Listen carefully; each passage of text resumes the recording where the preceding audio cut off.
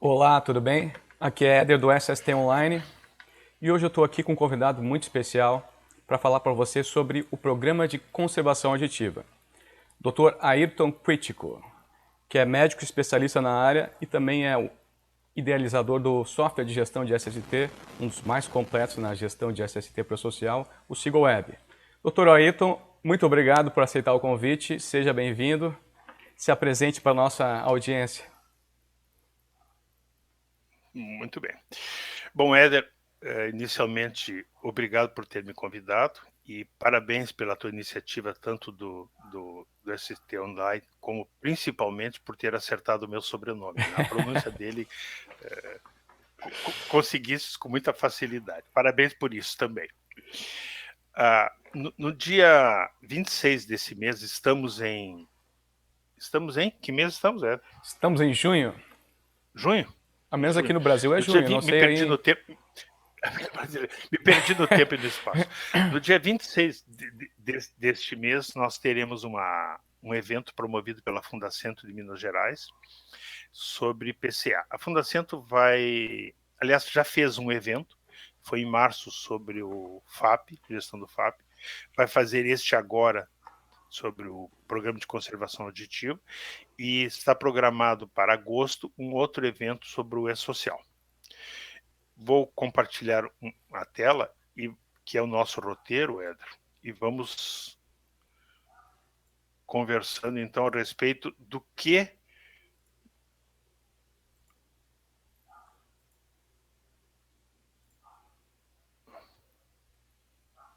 E eu posso tomar o meu mate enquanto você apresenta?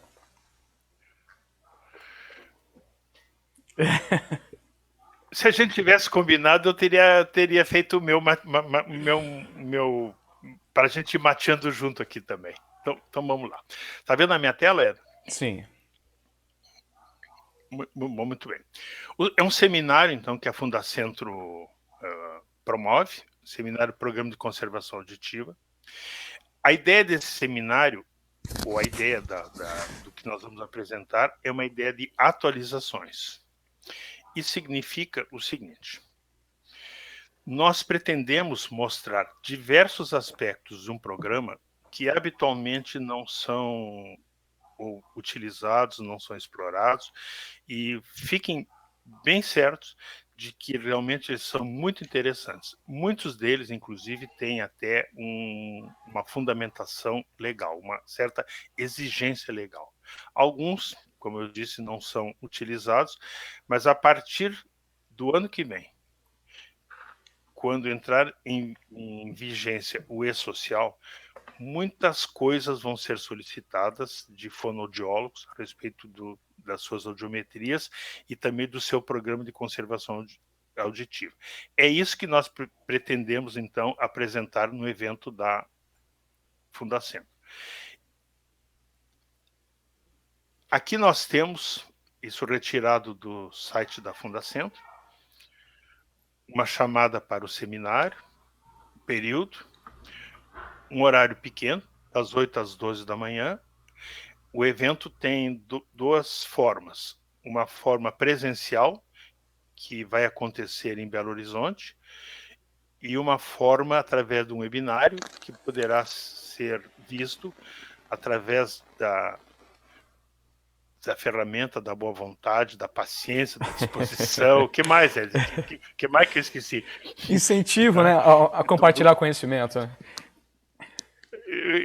Isso também. Aliás, o Éder tem sido um parceiro muito amigável para isso. E o reconhecimento não é só meu, como também é da Fundacentro, que volta e meia eles me dizem, puxa vida, o Éder está ensinando muitas coisas para a Fundacentro, de certa forma. Sério, Éder, para ela, de certa forma, começar a apresentar para o mundo as diversas iniciativas que ela faz. A Fundação tem muito conteúdo, tem muito evento, e agora eles estão também explorando esses recursos aí que o Éder nos proporcionou. Bom, então assim, o primeiro item que nós vamos apresentar no evento é o item da adequação da cabina audiométrica. Existe uma preocupação muito grande em termos do audiômetro. O audiômetro tem que ser calibrado, ele tem que ser avaliado anualmente se precisa ou não, depois existe uma calibração, e existe uma preocupação muito grande também com a formação do profissional que vai fazer o exame, legalmente apenas médico e fonoaudiólogo, mas habitualmente não há uma preocupação com o ambiente onde o exame vai acontecer, que poderá ser ou numa sala silenciosa ou, na maioria das vezes, numa cabina audiométrica.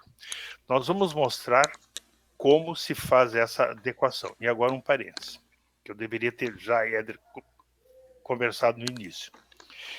Mas, como eu te disse, me perdi no tempo e no espaço. Então, vamos lá. Tudo que vai ser mostrado está contido num software chamado SigWeb. O SigWeb é um software que nós disponibilizamos e ele foi, digamos assim, não exatamente escolhido, mas ele foi um software considerado pela Fundacentro como adequado para apresentar para a comunidade de saúde e segurança diversos aspectos, no caso de conservação auditiva, que serão interessantes para esse pessoal. Então, o primeiro item, como nós vimos, a adequação da cabina audiométrica, como que isso é feito e como que isso é definido, como que o sistema controla, como que gera um relatório a respeito da adequação. O segundo aspecto que vai ser apresentado é um aspecto que aí está, é a análise audiométrica sequencial. E aqui vocês veem pela primeira vez o E-social. Isso por quê? Todos os exames, sejam eles exames laboratoriais, radiológicos, e no caso os gráficos da audiometria, vão exigir para o E-social algumas respostas que hoje habitualmente elas não são dadas por quem realiza o exame ou por quem os interpreta. O E-social não quer saber dos limiares audiométricos. O E-social quer saber se o exame é referencial ou sequencial e se ele é referencial, se ele está normal ou alterado, e se ele é sequencial, se ele está estável ou agravamento. Essas condições vão ter que ser analisadas à luz dos métodos, dos critérios legais que estão expostos na NR7, quadro 2, anexo 1. São critérios extremamente complexos na sua interpretação habitual, vai demandar algum tempo para que as pessoas, primeiro, conheçam esses critérios, se é que já não conhecem, e segundo, aplicá-los nos seus exames audiométricos. O que nós veremos aqui é um item extremamente relevante e ele poderá ser um divisor entre uma perpetuação de uma prestação de serviço e um encerramento da mesma. Fui muito apocalíptico, Éder? Não foi muito apocalíptico, né? Eu conhecendo o assunto, eu sei que é complexo. E vai ser possível fazer interpretação, por exemplo, manual, sem o software? Qual a tua opinião sobre isso? Vai ser possível, claro. Claro que sem software, tudo é possível sem software. Evidentemente que com o sistema tudo fica mais fácil. Sem sistema, a interpretação vai ficar muito penosa, porque há que se comparar um exame anterior, partindo do princípio de que nós estejamos diante de dois exames, por exemplo. Há que se comparar um exame anterior com o atual. E há que se fazer contas de médias, de limiares da orelha direita de um exame, da orelha direita de outro, da esquerda de um, da esquerda de outro, ou seja, aí nós já temos uma grande revolução cultural, que é o fato de que quem está fazendo o exame vai ter que ter disponível todos os exames anteriores dessa pessoa para fazer esse tipo de trabalho. E quanto maior o número de exames anteriores, maior a complexidade. Tá? Mas não se preocupem que o SigWeb consegue fazer isso de forma automática e nós vamos mostrar isso nessa apresentação. O terceiro item é muito interessante. São 20 anos de audiometrias. É pouco provável que alguma empresa no Brasil tenha toda essa massa de audiometrias para poder fazer uma análise do seu desenvolvimento nesses 20 anos de realização. Nós, felizmente, temos um cliente que tem. Cliente bem organizado e que tem. E os achados, no momento em que eles foram plotados num gráfico, são muito interessantes e eles mostram um aspecto muito curioso e eu não vou contar qual é. Fui cruel agora, Éder? Vai deixar para o evento? Claro, claro. Quem estiver presente em Belo Horizonte ou quem acessar através da forma que o Éder vai disponibilizar, vai poder saber o que eu estou falando. Quem não vai. Vai perder o conhecimento. O quarto... Não entendi. Quem não vai perder o conhecimento, né? Vai ficar com a curiosidade. Vai ficar com a curiosidade, Exatamente. O quarto item, ele vem na esteira do terceiro. Estou dando uma dica aí. Ele vem na esteira do terceiro. É o reteste audiométrico imediato.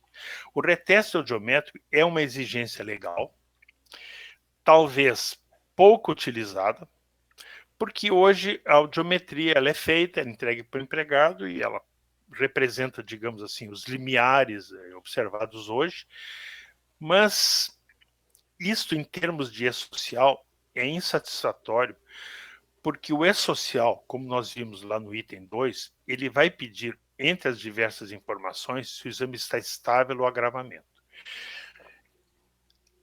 Muitas das informações existentes na empresa, e eu diria a totalidade delas, hoje, ela fica restrita aos muros da empresa.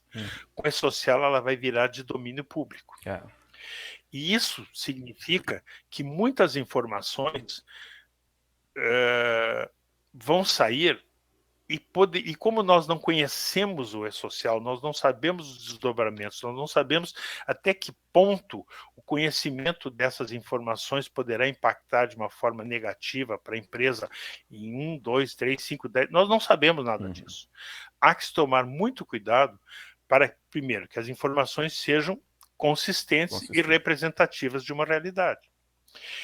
Na questão da audiometria, muitas vezes a audiometria tem equívocos, não porque o fonoaudiólogo não é qualificado, não porque o seu audiômetro está descalibrado ou porque o seu ambiente não é adequado, porque do outro lado, dentro da cabine, tem uma pessoa que tem que levantar a mão e baixar a mão, e em um determinado momento ele levanta quando não devia, ou baixa quando não podia, em algum momento há uma diferença de 5, 10, 15 decibéis de uma determinada frequência, e isso vai caracterizar um agravamento que poderá não ser verdade.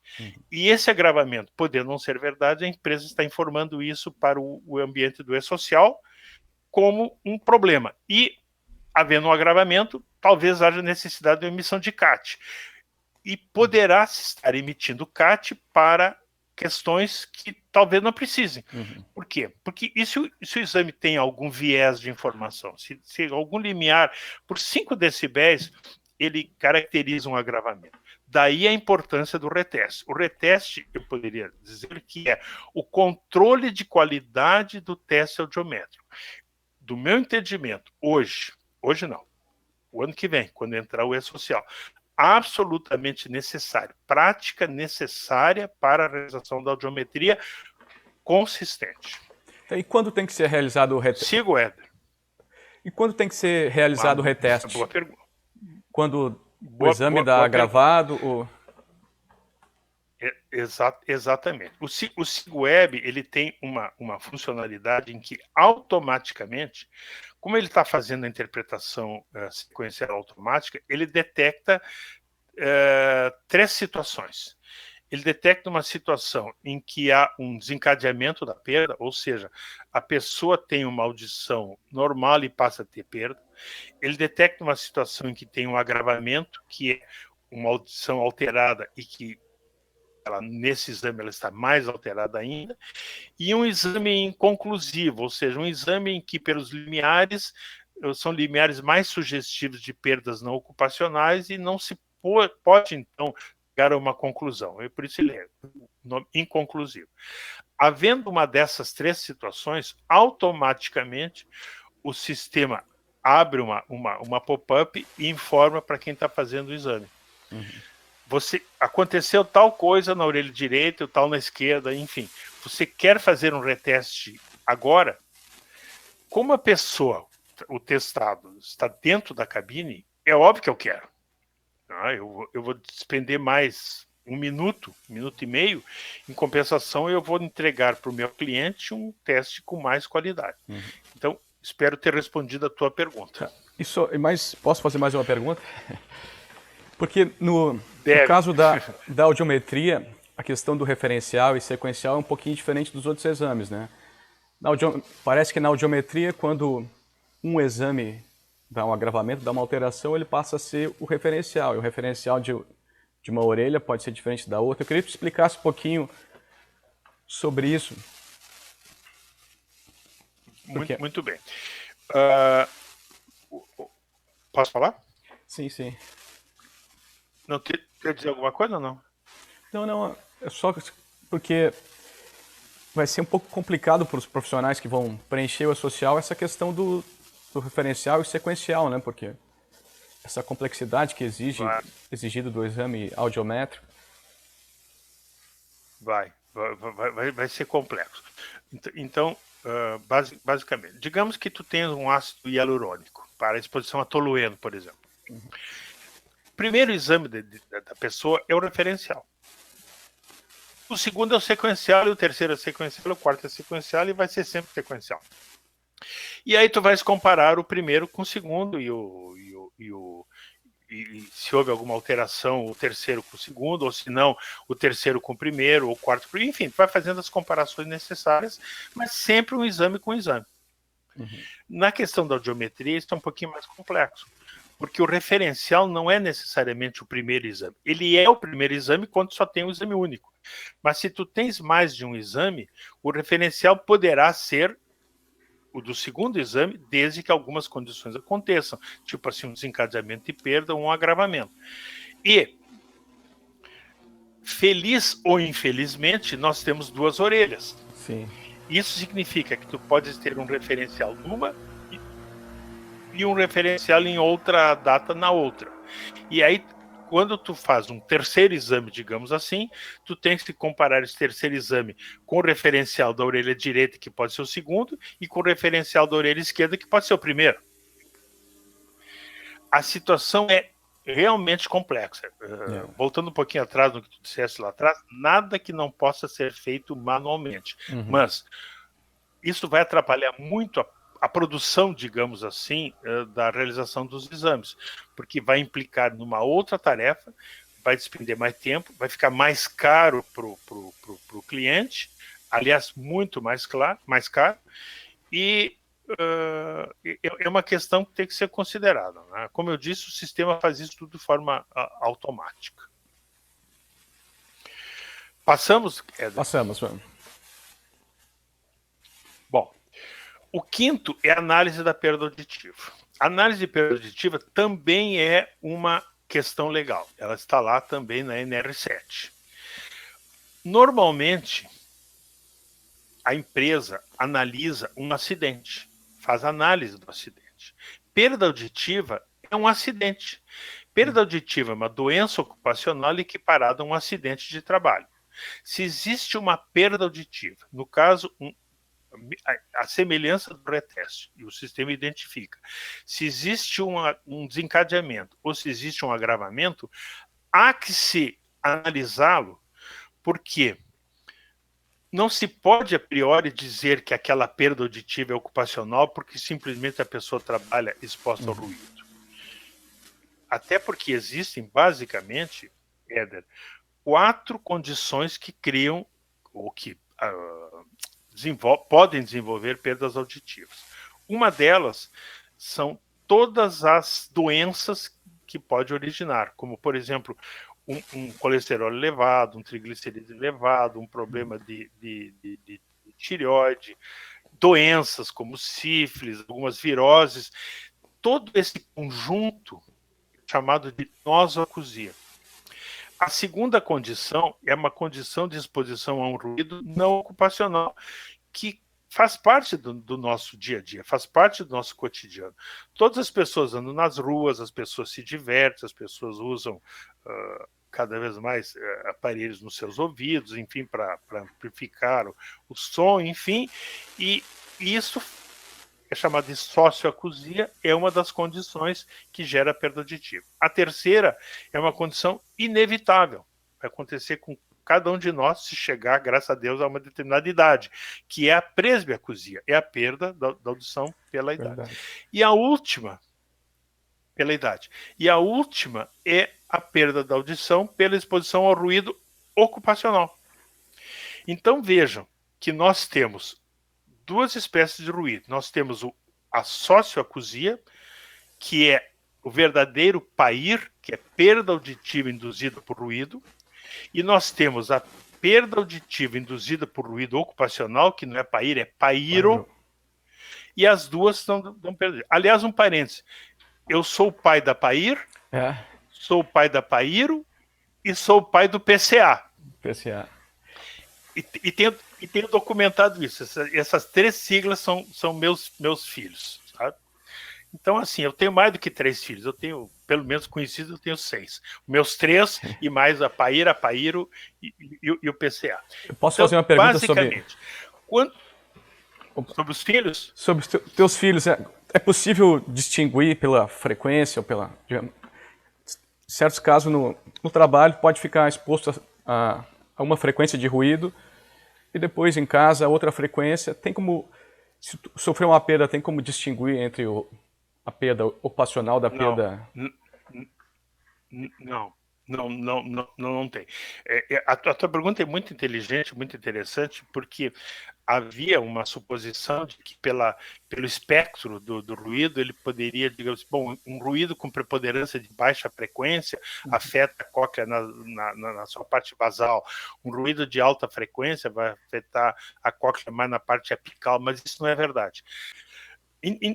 Então, como a parte mais vulnerável da cóclea na percepção, onde tem as células ciliadas, que são responsáveis pela captação das frequências de 3 a 6 ou 8, é ali que as perdas acontecem. Em outras palavras, Éder, não é possível olhar um audiograma, e se pudéssemos olhar uma cóclea, e dizer isso foi causado por uma nosoacusia, ou isso foi causado por uma sócio, por uma presba ou pelo ruído ocupacional. Não é possível. Até porque, de certa forma, quase sempre, Éder, não existe uma única causa. Principalmente em pessoas, digamos, de uma idade, assim, 40 e poucos anos, é possível que elas já tenham algumas distúrbios metabólicos. Então, se a pessoa já tem um distúrbio metabólico, tem uma glicemia elevada, um colesterol elevado, e trabalha exposto ao ruído, e está exposto a um ruído não ocupacional, e já começam os efeitos da presbiacusia, é difícil tu olhares aquilo e dizer assim, isto é isto. Tanto que a análise da perda não prevê isso. A análise da perda prevê em termos de possibilidades. É mais provável do que não que essa perda seja de causa tal. E por isso a análise que é feita e que, através do SIGWeb, a gente consegue fazer, e eu vou mostrar para vocês no evento como é que isso é feito. Seguimos? Tá, então, se eu não tenho, por exemplo, um histórico de audiometria, um controle, então, se o trabalhador ficou doente, adoeceu por causa teve uma perda auditiva, eu não consigo provar que não foi em consequência do trabalho. E se eu tiver um histórico de audiometrias, sequência analisada, eu consigo, digamos, chegar a algum tipo de conclusão que foi do trabalho ou foi de outra fonte, essa perda auditiva? Muito bom, Éder. Muito bom. Consegue. Há poucos meses atrás, eu prestei uma consultoria para uma empresa e definimos, na questão do seu programa de conservação auditiva, alguns critérios para avaliar a consistência do mesmo ou não, que inclusive vai ser o item seguinte que eu vou conversar, mas já vou me adiantar um pouquinho. Identificou-se, então, em toda essa análise sequencial de vários anos, que existiam duas pessoas que estavam agravando a audição. Numa delas, eu lembro muito bem, eu sugeri que se fizesse uma análise da perda auditiva, até porque nós tínhamos todo o histórico da audição dessa pessoa. Era uma senhora seus 50 anos de idade, trabalhava na empresa há um pouco menos, eu acho, uns 45 anos, trabalhava na empresa já há 15 anos, e nós não tínhamos uma história de 15 anos, mas tinha um histórico de uns 8 anos de audiometria, com limiares sempre normais, sempre normais. E de 2 anos, de agora para 2 anos para trás, ela começou a perder a audição. E como ela trabalhava exposta ao ruído, a primeira conclusão é sempre essa, ruído. Mas aí fica a seguinte questão: como é que alguém que trabalha exposto ao ruído durante 8 anos não desenvolve perda e vai desenvolver no 9º ano? Alguma coisa não está certa. Fez-se então uma bateria de testes, eu sugeri que se fizesse aquelas que habitualmente o SIGWeb utiliza, e se detectou, e não foi nada muito complicado, que ela tem um distúrbio da glândula tireoide. Inclusive, ela toma medicação para hipotireoidismo. E, casualmente, se identificou na história dela que isso começou em torno de 3, 4 anos, ou seja, levou um ano e pouco para que todo o distúrbio metabólico criasse a alteração coclear e, consequentemente, a perda auditiva. Então, observa que a análise da perda é relevante, claro, desde que tu tenhas uma condição mínima para analisá-la, que são exames anteriores, e a partir daí, os exames que nós preconizamos pode identificar algumas condições que realmente passam batido se ninguém investiga. Interessante. Sigo? Siga. Muito interessante. Eu acho também. Avaliação do programa de conservação auditiva, estudos estatísticos e epidemiológicos. O programa de conservação auditiva, o próprio nome está dizendo, é conservação auditiva. O que ele pretende? Ele pretende conservar a audição. Isso significa o seguinte: quem tem audição normal, quero que se conserve assim. Quem tem audição alterada, quero que não agrave mais. Ou seja, eu vou conservar tanto normal como alterado. Ponto. E aí a questão que se coloca é o seguinte: o meu programa está eficaz ou não?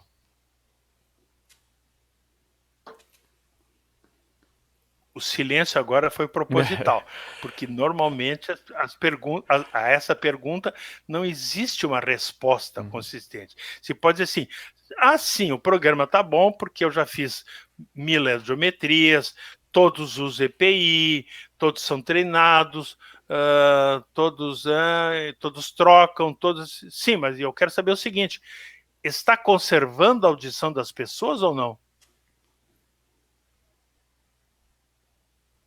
Outro silêncio constrangedor. Fui cruel de novo, né, Eden? Sim. Então, assim, nós vamos mostrar como, através do sistema, diversos estudos estatísticos e epidemiológicos, e nesse epidemiológico, o mais relevante deles é o razão de chance. Através desses estudos estatísticos e epidemiológicos, nós podemos, então, chegar à conclusão de que nosso PCA está adequado ou não. A razão de chance é muito, muito interessante. Ela vai receber uma atenção especial por ocasião dessa apresentação. E ela é o embasamento legal do NETEP. O NETEP, o Nexo Técnico Epidemiológico, é baseado na razão de chance. E o SIGWeb utiliza a razão de chance como uma das avaliações, uma das considerações para saber se o PCA está adequado ou não. Seguimos? Uma pergunta sobre o PCA. Toda empresa que tem trabalhador exposto ao ruído é obrigada a elaborar o programa ou depende da intensidade do ruído? Qual que é a tua opinião sobre o assunto? Bom, é claro que tu só vai elaborar um programa se tu tens uma necessidade para isso, e no caso do PCA, se tu tens ruído em algum local da empresa. É óbvio, né? Ninguém vai fazer um programa de benzeno se não tem benzeno. Sim. Ninguém vai fazer um programa de PCA se não tem ruído. Agora, eu acho que a questão também, Éder, é o seguinte: a empresa é obrigada ou não a fazer um PCA? Hoje não. Inclusive, o PCA ele não está na NR7. O PCA está na NR 32 ou 36, que é aquela 36 de frigoríficos, dos frigoríficos, né? De frigoríficos. Ali o PCA é nominado na NR. Inclusive tem diretrizes e tudo mais. Mas, surpreendentemente, na NR7 não tem referência ao PCA. Ninguém tem que fazer um PCA. Tem que ter o ASO, tem que fazer análise de caso, enfim, mas não tem o PCA. Então a empresa não precisa fazer. Só que acontece o seguinte, até foi boa a tua pergunta, porque eu tinha esquecido desse detalhe. Com o advento do e-social, agora a NDE apareceu com outros eventos, no caso o evento S1005, em que há uma tag em que a empresa vai ter que informar os diversos programas que ela dispõe.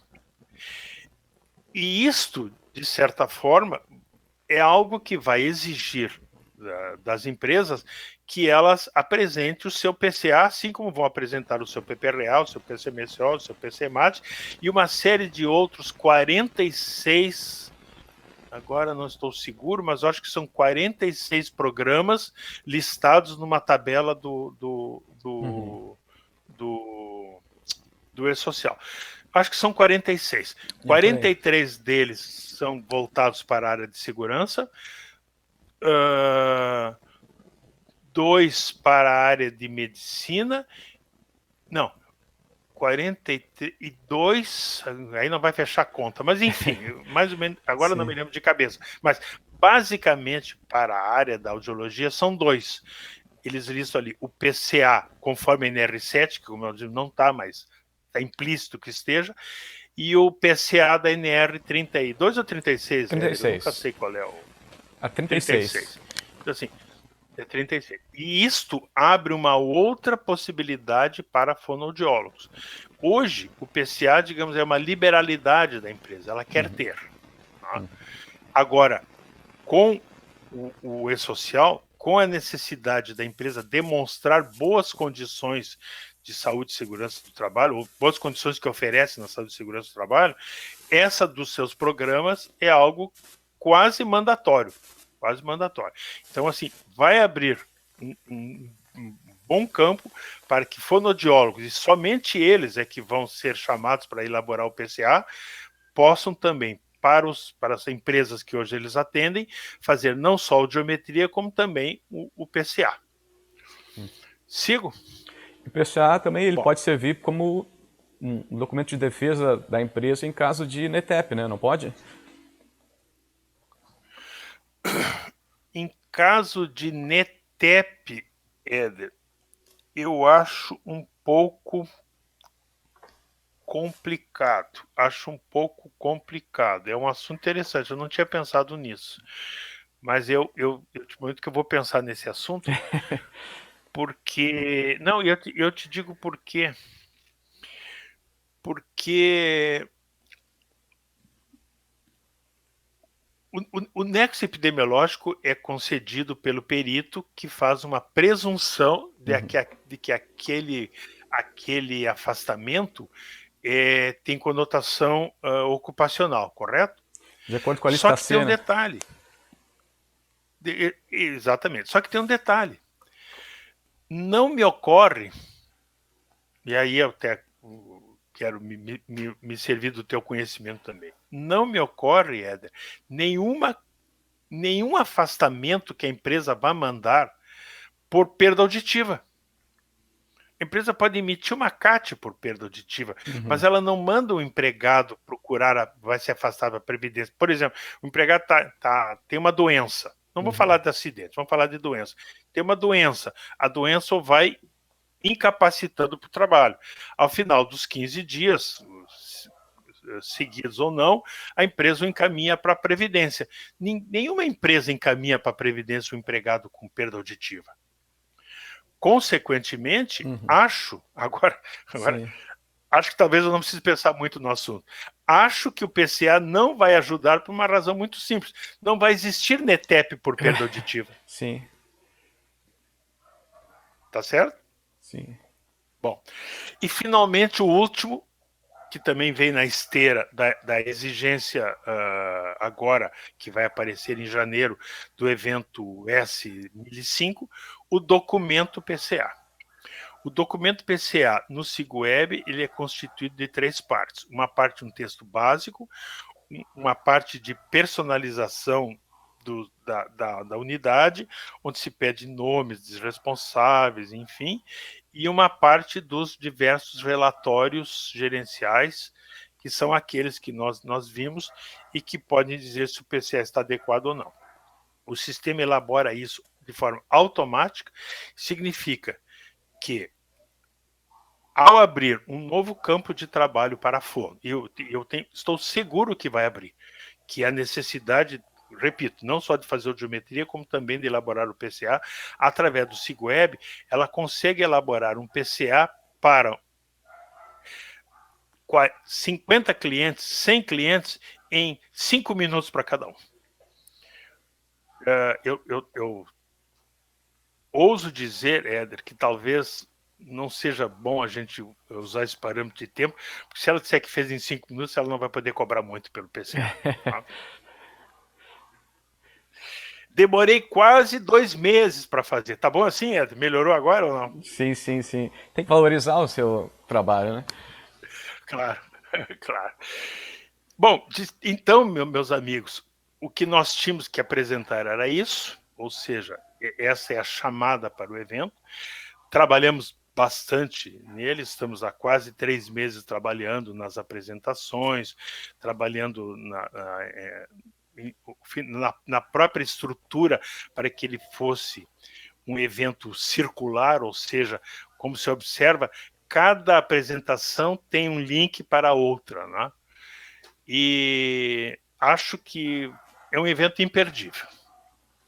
Então, Ayrton, eu agradeço muito ter compartilhado o teu conhecimento sobre PCA e sobre audiometrias aqui com a minha audiência. Eu aprendi muito durante esses minutos que eu tive contigo. Eu tenho certeza que quem está assistindo esse vídeo também deve aprender bastante. E para quem quiser saber mais sobre PCA, sobre audiometria, sobre como tudo isso entra no social, então é só, se não pode estar presente no evento em Minas Gerais, ao menos pode acessar o sabersst.com.br, se inscrever lá e participar do evento, que eu acho que vai ser imperdível, né? Isso mesmo. Bom, da minha parte, Éder, muito obrigado pelo convite, muito obrigado pela oportunidade para divulgar o evento. E continuamos amigos e continuamos nos encontrando. Tá bem? Então tá. Um grande abraço e até o próximo encontro. Outro. Um abraço para vocês. Tchau, tchau.